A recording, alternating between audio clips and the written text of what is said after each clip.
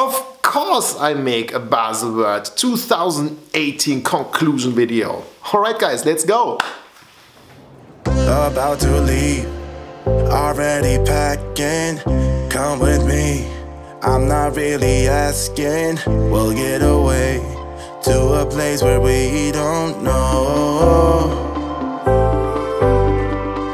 About to see the world in action, what we can be, life with no distractions. We'll get away, this is what we waited for.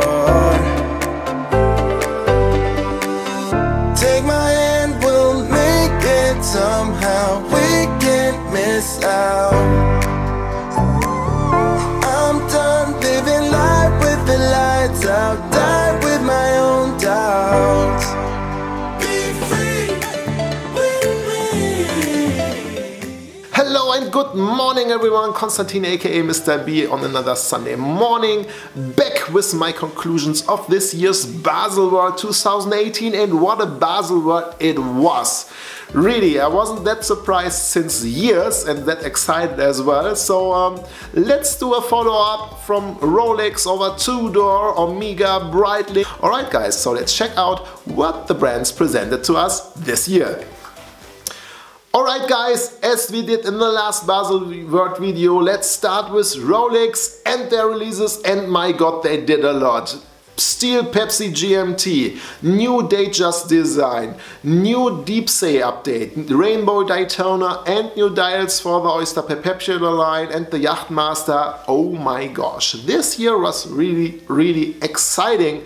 And yeah, let's start with the Pepsi GMT. I admit it, I'm not the biggest fan of the combination of the sports case with the Jubilee bracelet. From my point of view, the Jubilee bracelet belongs to the Datejust and not to a GMT Master. With the older references, this worked more or less good. I like it actually more as a current version.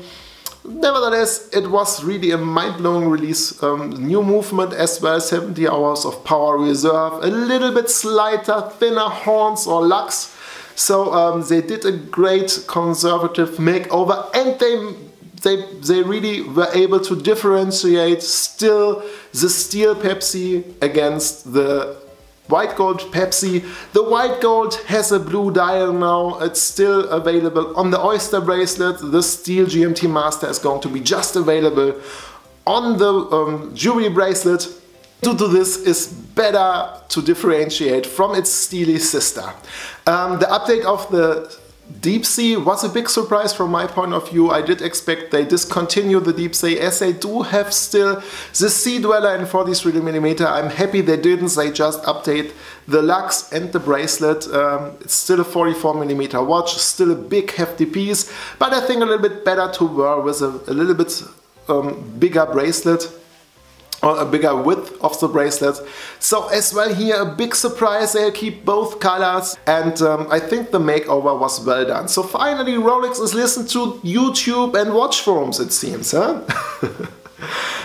As well, a big surprise was the Datejust. I make in my prediction video the forecast that they will bring the update. I was surprised they still did it with the release of the Pepsi. The Datejust 36mm right now is a little bit smaller, slimmer. I did once compare the 36mm Datejust in its former version versus the Day-Date, and the Day-Date was actually smaller on my wrist than the Datejust. The Datejust and 36 have had a very great wrist presence. I'm a little bit afraid if I would like to go back to the Datejust, I now would pick the Datejust 41, as I think the updated lugs let appear the Datejust as a little bit too small on my wrist. I think this was also the target from Rolex to present to the smaller wrists 36mm Datejust, which is a little bit more wearable. As well, white and black dial for the Oyster Perpetual line. Very nice dials, very basic, conservative dials,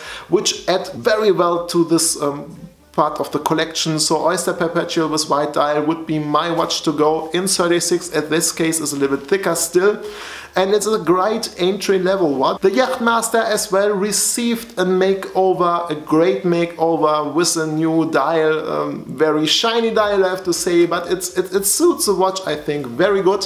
and was a nice update too. The rainbow toner I myself wouldn't wear it. They discontinued yellow gold version, or they presented now the rose gold version, the ever rose gold version, and what a watch it is. Oh my god. It is not too easy to align these diamonds to have the colors matching perfectly. They added also on the dial diamonds which do match the bezel.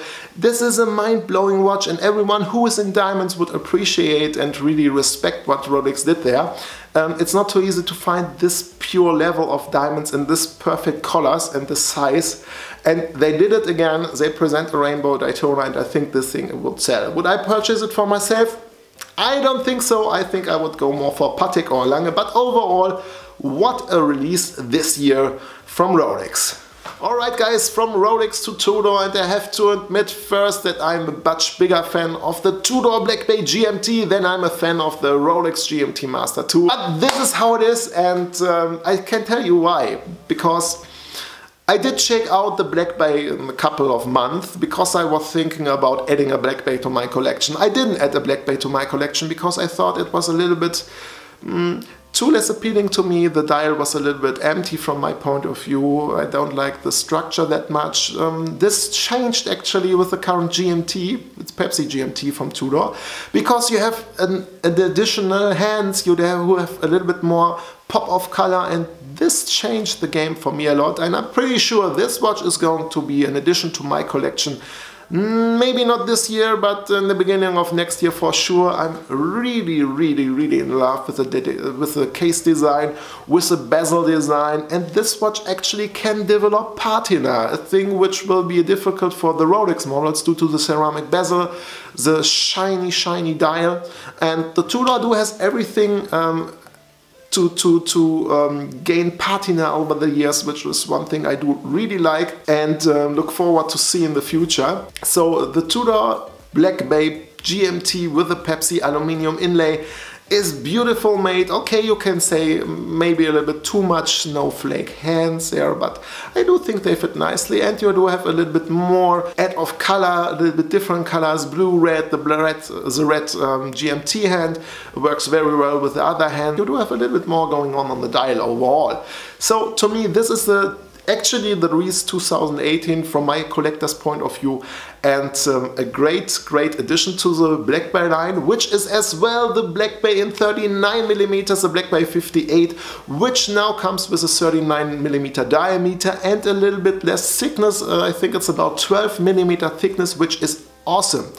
And here Tudor did something interesting as well. They do use yellow gold hands and indices and a touch of yellow gold on the bezel, which gives this as well a beautiful vintage appearance, and also this watch really can develop beautiful patina over the year and is going to be a stunning piece, which item was from the current Rolex line, to be frank. As well, Tudor did present additional dress watches. I will not present them deeply because I'm more into the new releases in terms of the GMT and the Tudor Black Bay 39mm. Nevertheless, Tudor did again a great job and present nice, beautiful and stunning pieces in their collection, and really makes me exciting about to see what's coming up next year, because as we know, before the Baselworld is after the Baselworld, and after the Baselworld is before the Baselworld.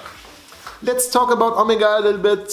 New dark side of the moon, not pink as I forecasted it in my last video, but yellow and black. Mission series again. You can see I'm not over the moon about this piece. I don't understand why they didn't do it with a regular professional model, why they had to use the dark side of the moon again. The materials and how the movement is decorated is awesome. It's nicely done. It's not just for me, I think. Sorry, you see, I do like a little bit of excitement there, but as well I wasn't so happy with how they make the makeover of the Seamaster 300. Wave dial is back, but how did they do it? I mean, come on.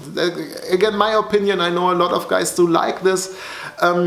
I did forecast they will bring a wave dial, but I was hoping to have finer lines. They have rough lines with an elegant watch. This is Sorry guys, a little bit disappointing for me, I have to admit. Nevertheless, one piece I did like a lot, which was the Seamaster historical version. Small second, very elegant piece, more dress watch. This was the only watch which really, let me smile a little bit. Yeah, the Seamaster issue will not be a long one, as if I'm a bad boy I would say Omega will remake it again in 1 or 2 years later, so let's see how the Seamaster will look then. Breitling, oh my god, Breitling is doing a lot at the moment. Some things I like, some things I dislike. What I don't like is that they cut the wings away from the Navi timer, from the chronomat. I'm afraid what they're going to do to the Avenger line. I'm really afraid about that, to be frank. I do not agree with everything what Mr. Kern does. What I do like a lot though is the Super Ocean Heritage 2 in 44mm, the chronograph. This is perfect. The dimensions, the proportions are really well done. B01 movement inside. Blue dial with silver sunburst subdials.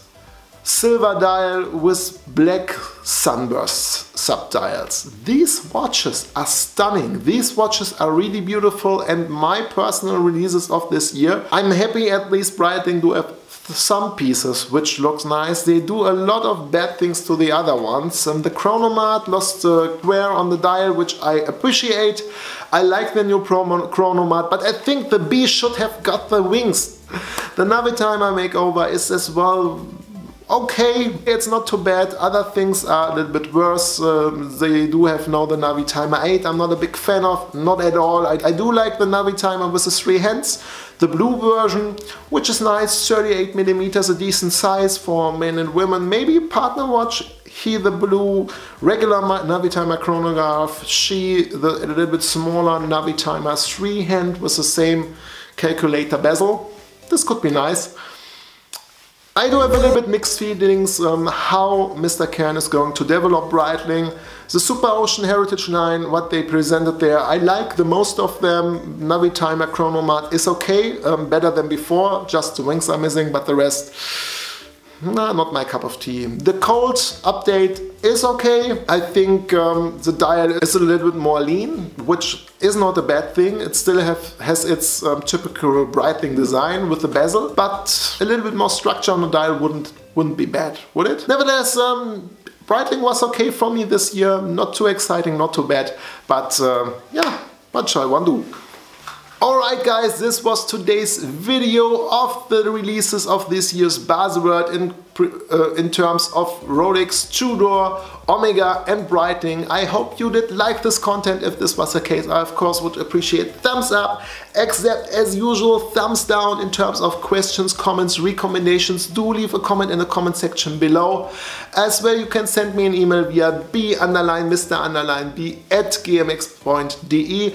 I wish all of you now a happy Sunday, a good start into the new week, and say goodbye and auf Wiedersehen. Euer Konstantin. Ciao guys.